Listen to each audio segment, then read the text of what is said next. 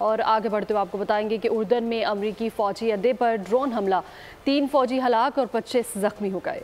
America ने Iran की जानिब उंगली उठाते हुए कहा इसका हिसाब लिया जाएगा। दूसरी जानिब ईरान इल्ज़ाम की तरदीद कर रहा है।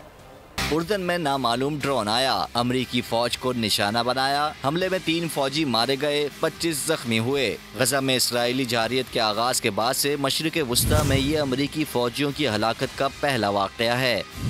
अमरीकी हुकाम के मुताबिक हमला शामी सरहद से किया गया। इल्ज़ाम लगाया कि वाक़े में इराक और शाम में ईरानी हिमायत याफ्ता अस्करी गिरोह मुलव्वस हैं। सदर जो बाइडन ने खबरदार किया है कि अमरीकी फौजियों की हलाकत का बदला लिया जाएगा। ऐसे में ईरान ने अमरीकी इल्ज़ाम मुस्तरद कर दिया। तर्जुमान वज़ारत ख़ारजा नसीर कनानी कहते हैं ख़ित्ते में ईरानी इत्तेहादी मौजूद हैं जो कार्रवाइयों के लिए ईरान से अहकामात नहीं लेते। ईरान इन हमलों में बराह रास्त मुलव्वस नहीं। सब्सक्राइब करें और बेल दबाएं ताकि कोई खबर रह न जाए।